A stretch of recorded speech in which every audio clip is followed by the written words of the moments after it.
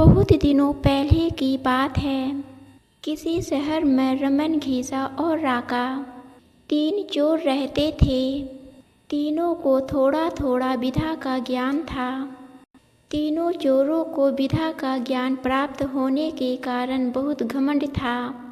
विधा द्वारा तीनों चोर शहर में बड़े बड़े लोहे की तिजोरियों को तोड़ देते थे और बैंकों को लूट लिया करते थे। शहर के सबसे अमीर घरों में चोरी किया करते थे।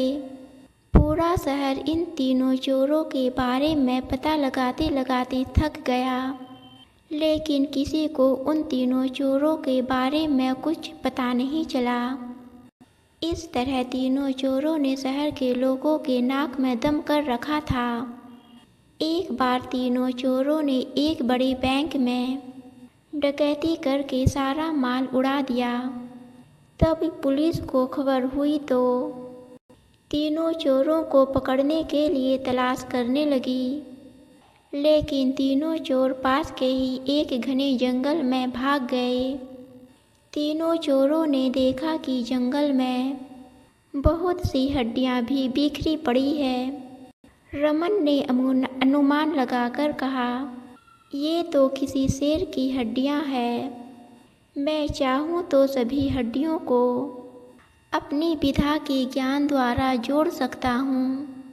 घीसा को भी विधा का घमंड था, सो वह बोला, अगर ये शेर की हड्डियां हैं तो मैं इनको अपनी विधा द्वारा शेर की खाल तैयार कर उसमें डाल सकता हूँ।